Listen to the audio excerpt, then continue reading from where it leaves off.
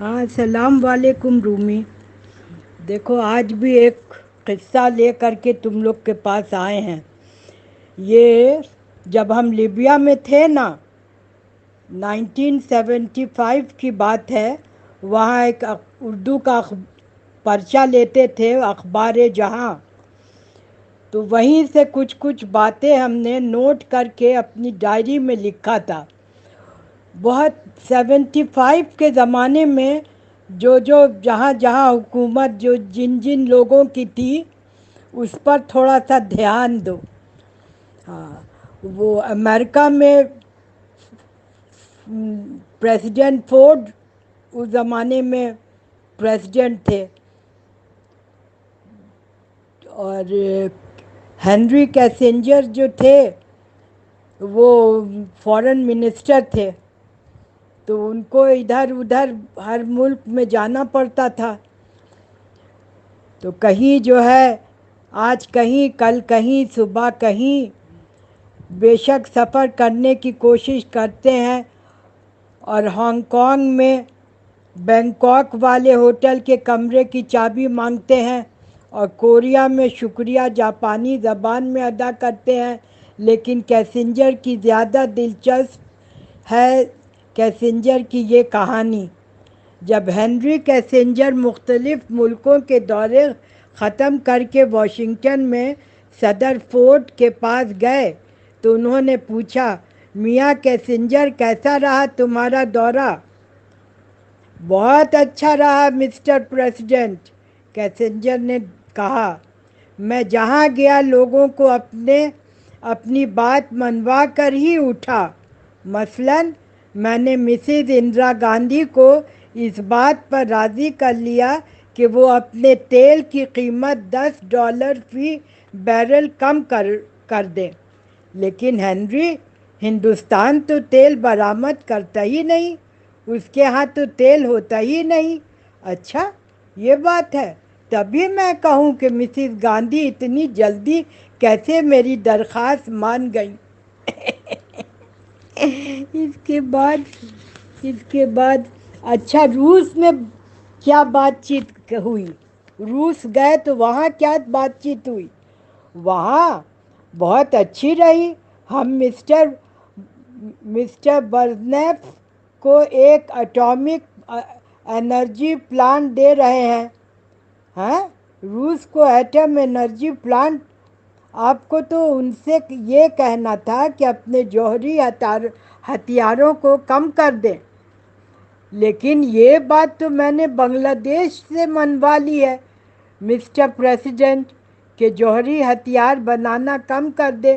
انہوں نے وعدہ بھی کر لیا ہے کہ وہ امریکہ کی خواہش کے مطابق اس سال ایٹم بمبوں کی تیاری روک دیں گے. بنگلہ دیش ہتھیار بنائے یا نہ بنائے اس سے ہمیں کچھ واسطہ نہیں. اور بات بتاؤ ہنری، مسٹر پریزیڈنٹ، کیا عرض کروں، صبح کہیں ہوتا تھا اور شام کہیں ہوتا تھا. ایک ٹانگ یہاں دوسری ٹانگ وہاں. اس میں گڑبڑی ہو گئی. وہ ایٹامک انرجی پلانٹ مجھے کس کو دینا تھا بھلا؟ مصر کے سادات کو. اوہ بے شک، اب یاد آیا. میں نے اس کے بجائے سادات سے یہ دریافت کیا کہ کیا ہم اسرائیل فوج بھیجنے کے لیے آپ کے ہوائی اڈے استعمال کر سکتے ہیں. یہ بات تو ہنری تمہیں پرتگال سے کہنی تھی. بے شک، میں بھی کتنا بدھو ہوں. تم نے پرتگال سے کیا کہا؟ پرتگال سے میں نے یہ فرمائش کی کہ وہ صحرائے سینائی کو خالی کر دے اور مغربی کنارے سے بھی فوجیں واپس بلا لے.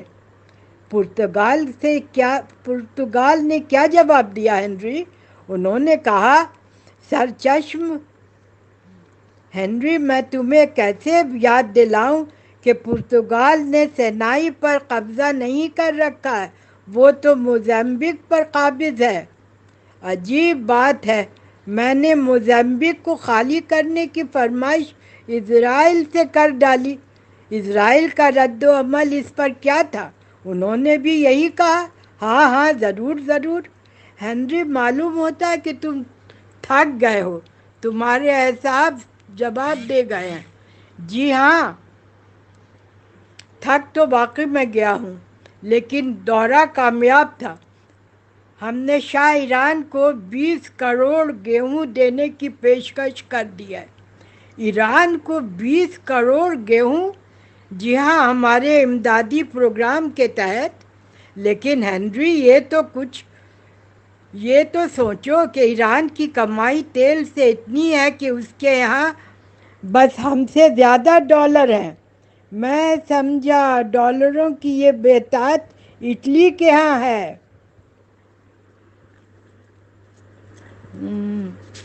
اچھا، پاگل ہو گئے ہو کیا؟ اٹلی تو بالکل کنگال ہے۔ ہنری، تمہیں یہ گیہوں کا وعدہ اٹلی سے کرنا تھا۔ بڑی چوک ہو گئی۔ دراصل اٹلی اور ایران کے نام ایک دوسرے سے اتنے ملتے جلتے ہیں، گڑبڑ ہو گئی۔ اصل میں غلطی میری ہے ہنری، مجھے تم کو ایک ساتھ اتنے سارے ملکوں میں نہیں بھیجنا چاہیے تھا۔ آدمی واقعی بوکھلا جاتا ہے۔